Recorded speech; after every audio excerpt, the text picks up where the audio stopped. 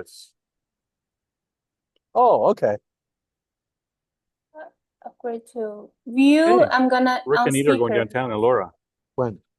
this afternoon. We're going to do that What does afterwards. that mean? Are you going? No, if you want to go. You want to go? I don't know. Fuck. I can't believe I've been hanging out since freaking 12 o'clock. Back to university days. I know.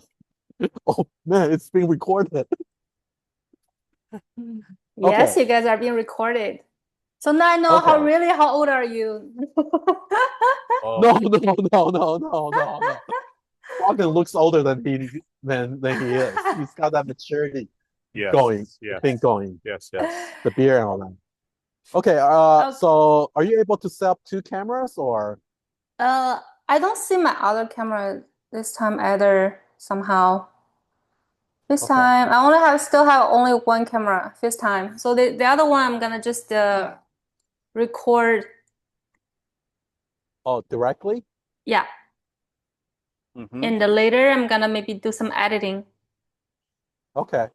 So on that thing about doing podcasts on Chinese platforms, I think you should just go ahead and do it. You just go ahead and make sure you distribute whatever content is appropriate. Okay, What do I you will be think? the guardrail. Oh, you're the only guardrail, right? Like we don't So we far, we don't have care no what we reason not to say. trust you. Yeah, yeah. But for And the yeah, but for the Chinese and we, account, because I have my personal Chinese account, so I can try to maybe publish something using my own account mhm. instead of Okay, the PJ&Dumpling account. okay. And are we looking at the camera properly? Yes. Let me Okay, get so the closer camera is because on. every time I need to find your focus, you know. I have But, Eyes are very I have a small. squiggly eye. yes. Okay, but proportionally, we look okay in the view, right? Oh, you look great, actually. Oh, We could thank probably you. look at their video every now and again. It's probably, you don't even see when we're looking down probably too much. You do. You do think so? I think it does pick it up. Okay. Okay, so today we're just going to do a trial, Eugene. Mm-hmm. Bogdan just wrote the book. Well, actually, you wrote the book a long time ago, but right now it's in a library. Yes. So we want to talk about that today. So maybe you can start trying to be a host and ask us some questions, then we get the flow going, and then I will do that too. And it's in the mining sector, and he and I are looking to do some investment in mining. So that's why he's kind of interested and involved in learning. Yeah. Wait. We have to do some proper intro, right? To begin Yeah, with. you do it. Yeah, either you do it or I do it. You do it. Or you can ask questions that we can introduce. Okay, let's try. Okay. Hi everyone. This is Jade I'm the PJ from PJ&Dumpling. And Oh, hi. yeah. Hi, Jay. Long Nice time to meet no you see. again. This is Dumpling of PJ&Dumpling. This is my good friend Bogdan. He just released a book being preserved by the library. I think it's quite impressive and interesting. So we're going to talk about this today. So Bogdan, tell us a little Congratulations. bit about yourself. Yeah. Thank you very much. Thank you very much. This it's a summary of all the Canadian metal and non-metal mining operations. And it was published by the Canadian Institute of Mining and Metallurgy. The reason it's come up now is I just delivered one copy of the book to the University of Mexico. Oh, cool. During my trip to Mexico City. Cool. And while I was there, I was also able to meet with the Department of Mining, and we decided. Well, we're talking now about launching the next version of this book, which would be an update on the Canadian mines. Wait, Bogdan. Why is this book good enough to be in a library? You don't have confidence in your friend? How can your book is as good explain as... to me. I don't know anything about mining. Like, why is this book And deserves I to have be in a also library? a question first, sorry. The mining we're talking about here is a real mining, like underground type of mining? That's right. Not data mining. Not It's like not a what data mining, because we're from at. like tech But- background, you know, but so just this is to like clarify. think of it as rare earth material mining stuff. Like Okay. real critical minerals. Critical Yeah, minerals. to our audience, I'm also the first time to meet our guest, so I may ask same question for you guys. Absolutely. Well, it's gold, copper, zinc, uranium, platinum minerals, basically all the metal and non-metal operations across Canada. Cool. Cool. So what it talks about is the mining operations, the processing operations, refining, and it talks about what equipment is being used, who's working, what are the costs of the chemicals being used, the cost of the equipment, power. It's all summarized in an updated manner. Ah, so you're the expert in the field. I'm one of the experts in mining. Okay, very cool. Like one of my past jobs, I was a qualified person that would present reports to the Toronto Stock Exchange. Oh, okay, cool. So when a mine wants to raise money for their operations, they need to have a qualified person come in that's approved by the stock exchange to verify that the information put up by the company is real or adjusted accordingly. So when they say this gold mine will be able to extract gold at a price of $200 an ounce and then sell it for $3,000 an ounce, is that real? Mm-hmm. So I'm one of the experts that would have been going in there when I worked with a company called Micon Engineering. Oh, cool. To do that kind of verification. Wow, Bodgan, I was just teasing you. Of course, I know you're the expert. But maybe you can explain over to us why people trust Canadian mining technology or Canadian mining knowledge. What you spoke a little bit about TSX. Why is that relevant to the mining industry at large? Yeah, well, the Toronto Stock Exchange in particular has a long history of financing mining investment. Probably up until about 10 years ago, 75% of the global mining investment came through Toronto. Oh, wow. So the largest mining companies in the world, the BHPs, the Rio Tintos, the Vale, they have a presence in Toronto to raise money here in Toronto.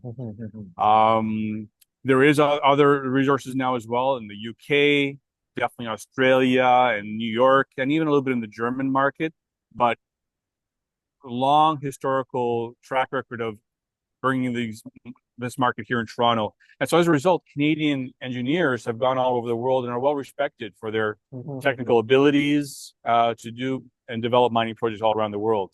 In my particular case, like I've worked on projects on the ground in Indonesia, Norway, Greece, throughout Canada and the USA, and continue to do so. That's very interesting. So are you a field engineer or you are like more in operation side or you do all the admin stuff? So I started off as a metallurgical engineer in the field, like on the mine sites. And then that led to consulting engineering opportunities where I would design facilities. And then as well as going onto the site to do startups of facilities.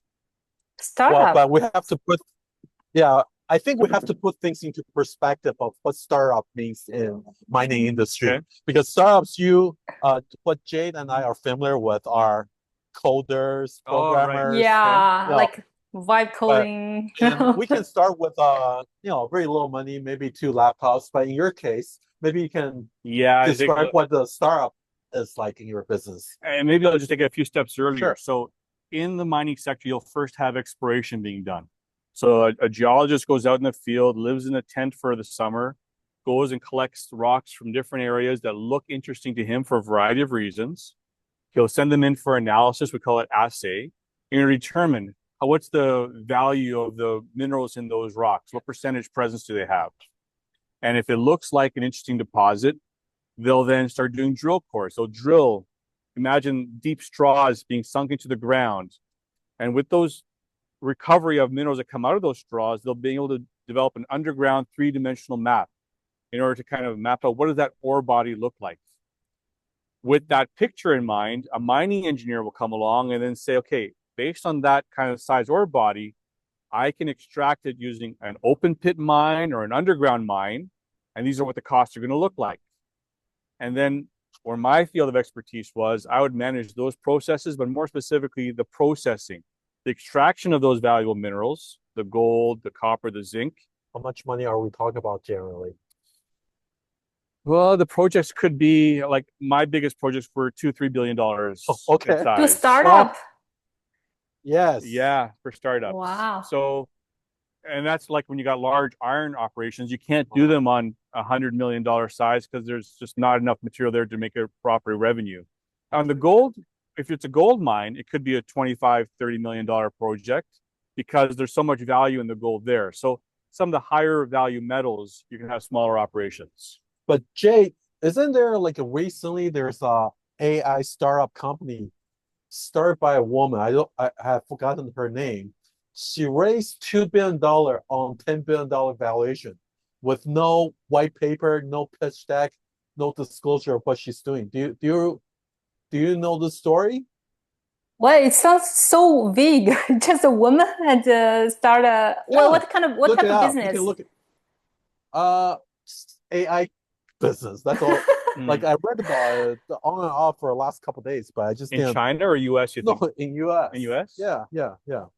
It's like, Well, is she anyway, white or is she Asian? is she white? Okay. Yeah, she's definitely white. I think she yeah.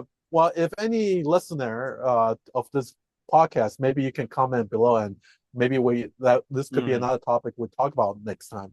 So Jay, I'm off a little bit tangent here. This is not part of a program, but you can ask Bogdan anything, like any life experience, anything interesting he's done, whether it be China, and then we can incorporate that content into the podcast. So you go ahead and ask something. I just shared with James. I did a project in China no, as well, which is why he's interested. Yeah. Do you always travel? Yeah. For your work? Extensive. Yeah. In 2005 was my project in China. And there was the Canadian government identified me to do a project in northern China in Liaoning in the Dandong province. Oh, okay. The northeast part of where China. that is? Yeah, of course. I went to university in province next to it. I went to Heilongjiang province. Harbin. Okay, I didn't visit there. Yeah, it's very close. Well, there was a copper zinc mine where the owner asked for some assistance on how to improve the operations, but also on how to reduce dust control, how to reduce dust emissions that were coming from the operations, both the mining and the smelter operations.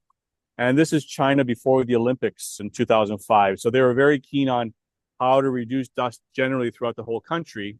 And so they had me come in to look at the operations, make some comments, improvements there. We looked at the zinc smelter operations. We also looked at a couple of other deposits, including a magnesium production facility. And magnesium was being used to make a cigarette paper. That was one of the materials. I didn't know that. It burns more slowly. So magnesium is used in that paper. Okay, I didn't know that. And as part of those activities, they had me do lectures to whole groups of individuals. And I was even interviewed on TV in China. So I was you're famous in China then. 10 million people saw me on TV, more than in Canada. Well, Jade is going to get you another 2 million people. Oh, very good. Watch you on this podcast.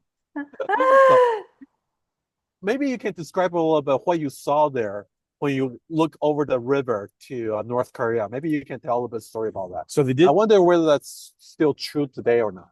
Because there was still you're walking along the river there, and I guess that was Dandong, or Dalian was in there as well. I'm not sure which of the villages it was, but it's one where you have a bridge crossing to North Korea.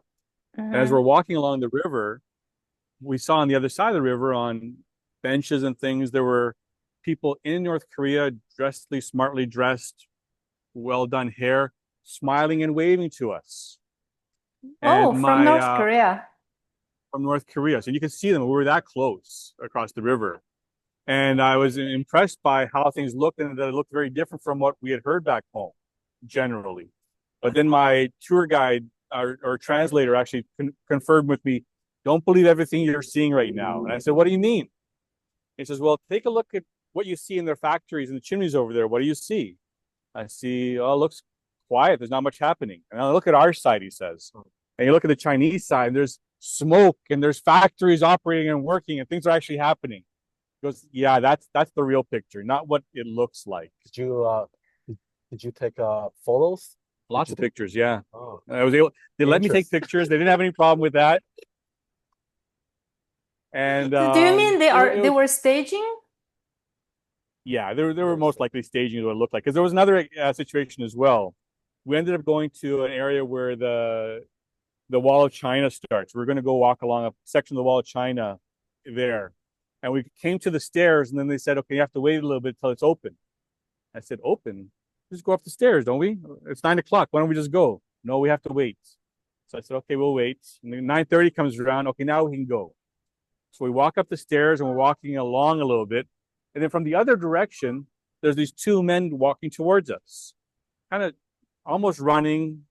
They were tall, well tanned, well dressed. They come up to us, and it's almost as if they knew we would be there because they go, "Hello, we are from North Korea. Nice to meet you." And then they continued along. So the propaganda machine was a little bit of that. So, and then later they took me to the American War Museum to continue with the discussions and talk a little bit. So we understood there was a little bit of acting communication exchange expected as part of this program. Okay. Interesting. All right. So let's stop for. Okay, you got more questions? Yeah, I have a million questions. Okay. How do you like the format so far? Format? You mean the conversation, how conversations go? Yeah, and the camera, the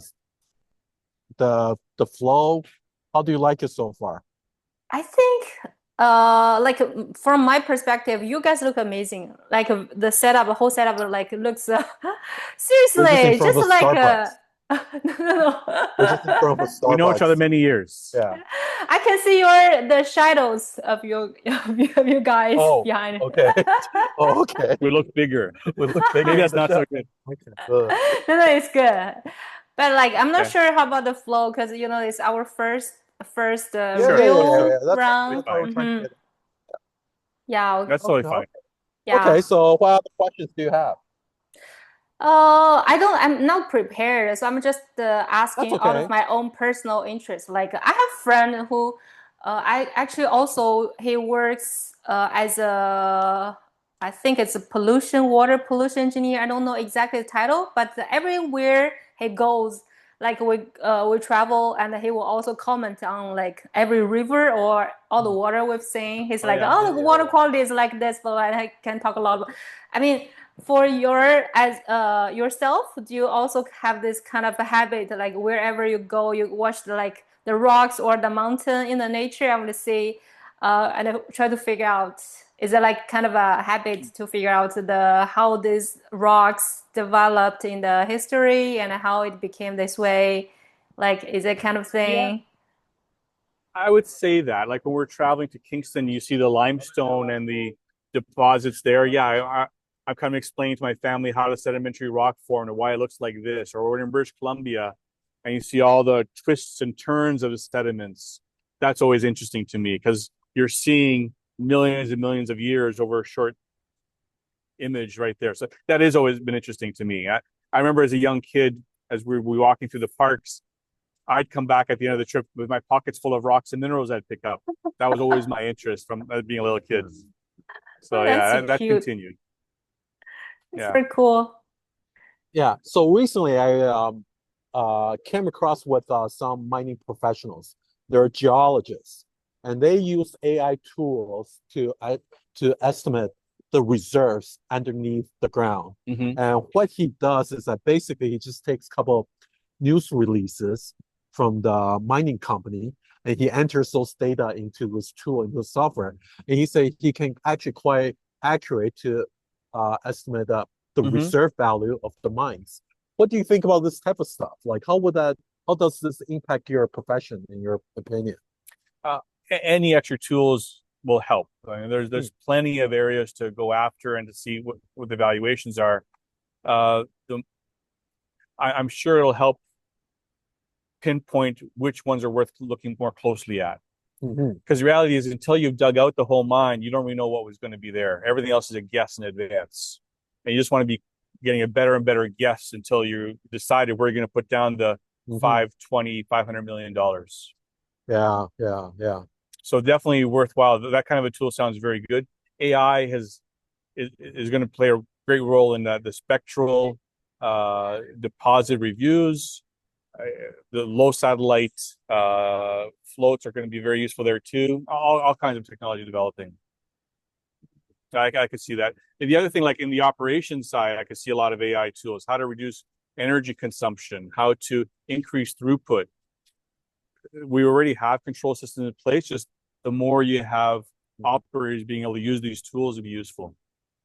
But I wonder though, because like the foundational level, layer is like it's all nobody can start a foundational layer type of AI company anymore because it's so expensive. You require, but I wonder your tool would be kind of like an editor layer. Will you say, Jay? Like how will you build an editor layer in incorporating this data from the mining? Like how will you go about to do that?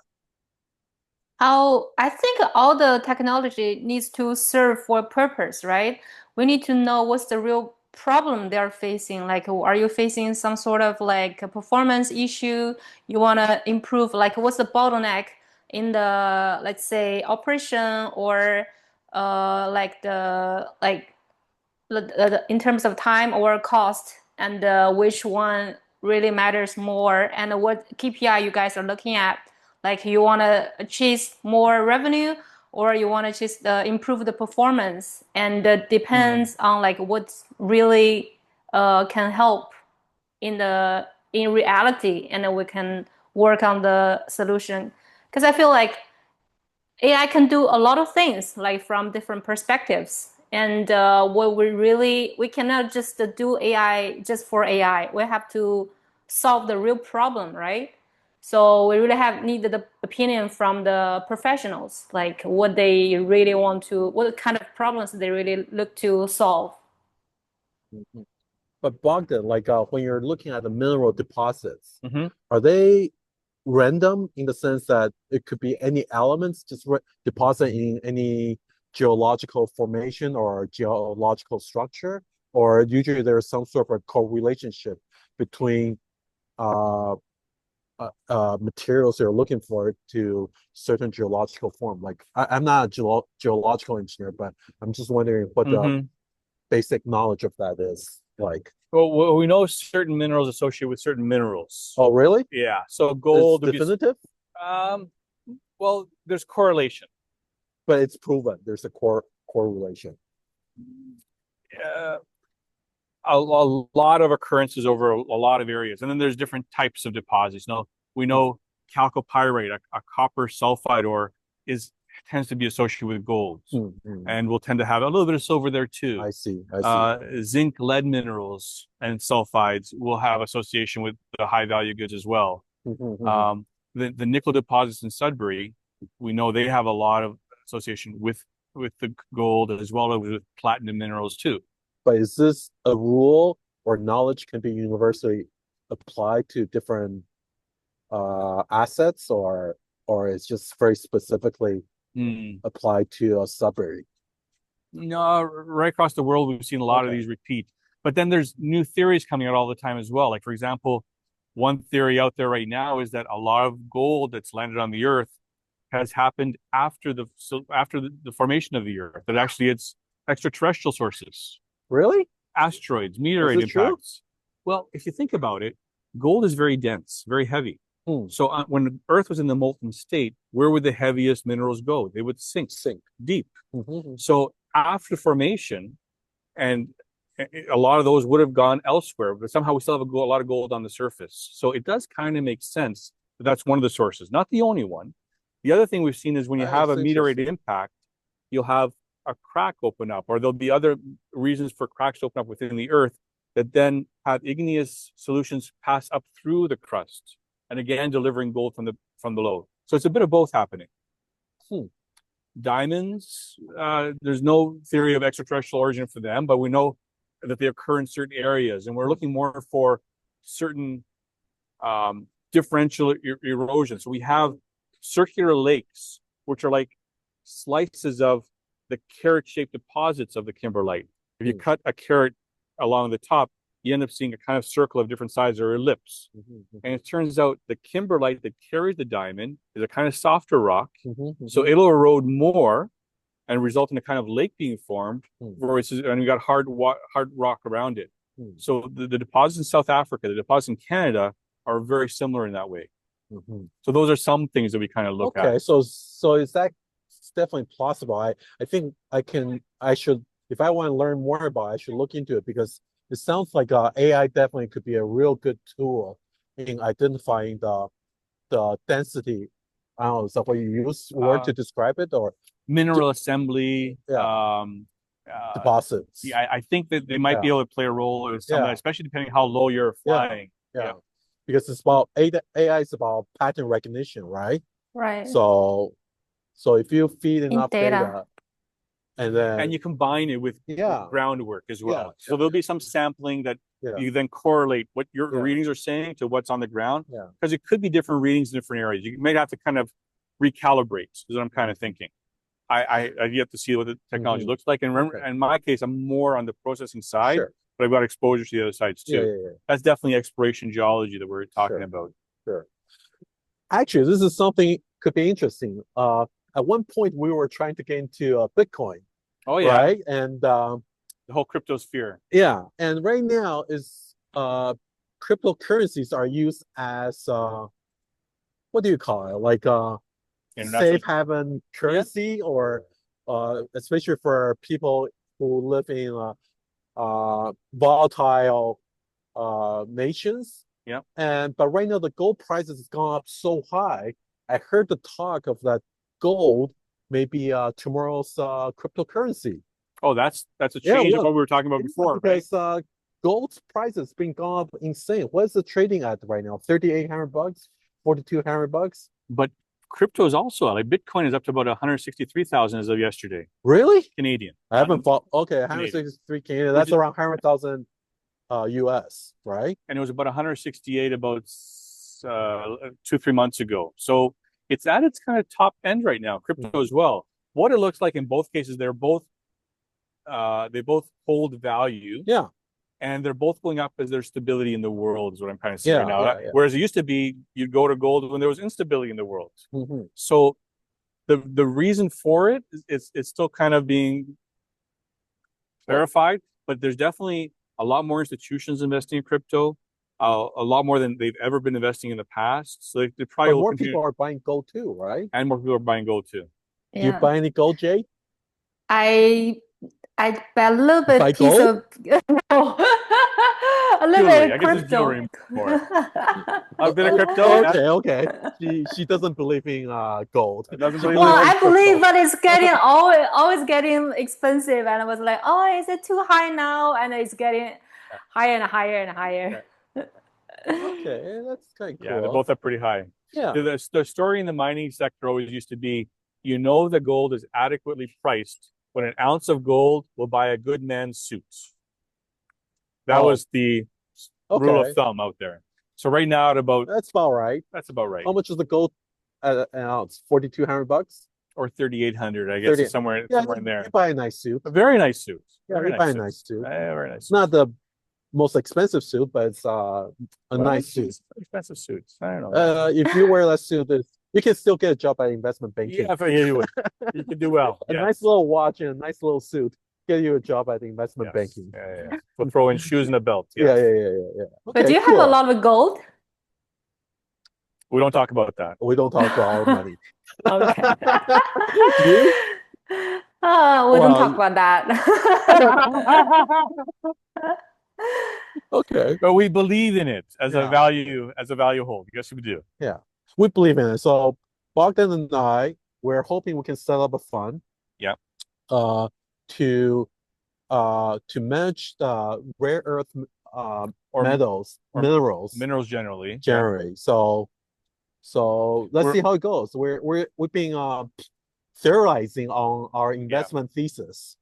And we're looking at it could be gold, it could be base metals, it could be a variety of opportunities. And we're kind of looking to see that it's something past the exploration stage. So ideally, it's ready to put shovels in the ground, or there were shovels in the ground there before. There's a number of deposits where they did some mining, they worked on it, and now with the prices elevated, all of a sudden it's worth revisiting. Yeah. Cool. I'm curious, like in Canada, is mining business more adamant by the government?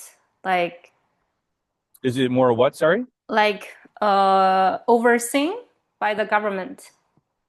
There's a lot of rules and regulations by the government. Yes, there is. I wouldn't call it government. Well, more like TSX. There's permitting. TMX. You have to get permits. Permit is one thing. That's what you're talking about with regulations, I guess. Both, I guess. Right. Like mining regulations and also capital raising regulations. They're two different things. But it is independent. Like it's a private company. Okay. So how easy it is The, to set up the fund and plus like adapt to any like potential new technology in this Oh, industry? well, first of all, I want to clarify on something I just said. We're not setting up a fund, we're setting up an investment company. There's a real difference. I think what you're referring to, in my understanding, is probably mostly about environmental issues. When you have a new technology, obviously it has to be environmentally compliant. you have to have a sinking fund for the tailings Yeah, and yeah, remediation side of yeah, it. That's regulated very heavily. yeah. New technologies, like there'll be new technologies on mining, on processing, but that's later on. So we're not the engineering consulting companies will put a lot of that in place of how it'll be extracted and how it'll be processed. Right. That's what you mean about the new technologies, right? That side of it. Yeah, everything. I just wonder, like, is this business like open to like those new technologies, or is Oh, yeah. more like a reserved business, or I it takes see. like a longer time than? Yeah. I would say there's a whole lot of areas in the sector which is slow to change technology wise. We're talking about large investments, and the investment providers, the banks, the investors, they tend to be very risk averse in terms of the initial funding to get things going. Once the mine is going, you increase efficiencies and you bring much more new technology in. I see. So we're yeah, you Yeah. when we're doing the designs and the engineering consulting projects, you really rely on what's been tried and true in the past because because of just how much money it's involved. I think definitely there's progress, but it's more of incremental type of improvements. Very few new business process are invented in this business, I think. As compared to even medical diagnostics. medical diagnostics is slow. I think the fastest one is still Pharmaceutical. IT, information technology process.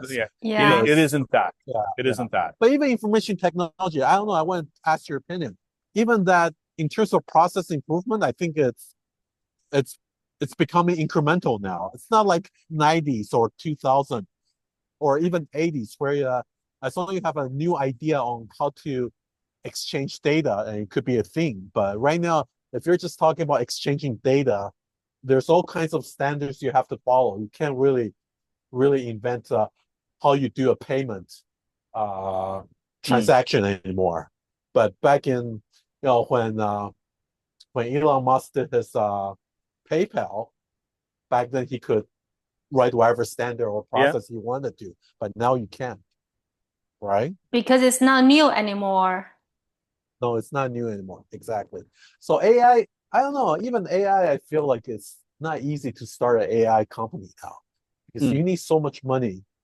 Only the big guys have that kind of money to build the foundational layer.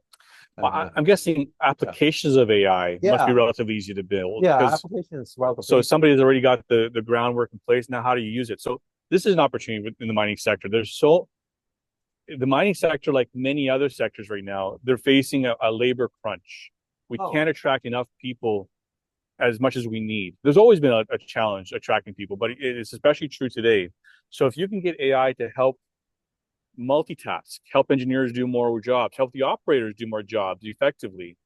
Like the control rooms don't need to be at the mine sites anymore. You could have the control rooms in Toronto operating a plant up in Baffin Island. That should be doable. Because otherwise, right now, you have people that are going 2 weeks in, 2 weeks out, flying in, flying out. Yeah, but it's the cost of sending a person there versus your capital investments, right? I blame all this on Facebook. Because since the formation of a Facebook, it sucked up all the talents. It sucked up all the smartest people. Smart people for a very long time only work at social media company, and they got their stock options. But I think Meta has become mature, so the employee don't get that much stock options anymore, unless you're doing AI. I think, but I think it will pass very quickly. Maybe this AI. What do you call it? AI boom. Wave? Probably another 2 years. What do you think? 2 years. Has it gotten stable? I think AI it's gonna be last longer than definitely 2 years. I have hope Oh, I in don't mean it lasts AI. longer, but the boom. Whether it'll The keep boom. rising Oh, okay. You mean it's exponentially. gonna hit a Yeah, plateau? I yeah. think it's Like it'll still continue to grow, but exponential growth is a challenge to maintain. yeah, but I think there's still a lot of room that can be improved in the Oh, okay. foundational layer and like Really? Oh, hardware, okay. yeah, infrastructure, and I think there are still a lot of things that can happen. No, okay. I think I feel that way. It's just very few organizations can afford to do that. That's all I'm saying. Hmm. Because it just costs so much money. You have to raise so much capital. Power costs. I mean, Microsoft have to Yeah, buy a yeah, nuclear plant to keep feeding the AI yeah, development they're doing. yeah. They're reactivating. I think Meta is building a data center. Basically, it will consume half of United States electricity. So I don't know how they're going to That's find the interesting. electricity to More supply nuclear it. plants and uranium. Time to invest in uranium. Yeah, absolutely. That's what I mean. I I'm mean, there's still a lot of room to improve. Like maybe there's some Yeah, way to like reduce the energy that spend like on those, maybe. foundational yeah. infrastructure. Like the DeepSeek in China, the Chinese foundational model, they actually the structure they adopt is very smart. They don't like the way they Hmm. were structured, they don't require a lot of energy at the same time, at least. So the bandwidth they require is not as significant. So yeah, Yeah, there's yeah. that's interesting. Because if I look at digital technology in the last 30 years, power was never really their concern. Never. They just they just ignore it. Yep. Like you look at processor, it just More uses more power. power, Doesn't more matter. power. Like It never deter them. the crypto is a key example of Yeah, that. The yeah, yeah. amount of energy that was being consumed, it Yeah, would overheat a house. The amount of energy yeah, that the ant miners would use up. yeah. But So it never deter them from no, doing it. So it will no. be interesting to see how it play out. Yeah. Okay, so Jade, what do you think? Is it interesting? Well, you have to look at the recording later. Yes, But definitely.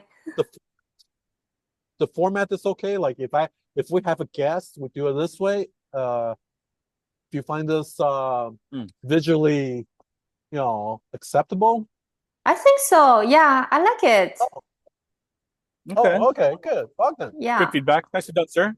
thank you very much. That was, Pleasure talking to you again. I Thank you so was much. glad that I Thank went to you. you. Thank you for being our first guest. Have a wonderful day. Good talking to you. Okay, so do you want to Same. stop recording and then we can talk about things in general? Actually,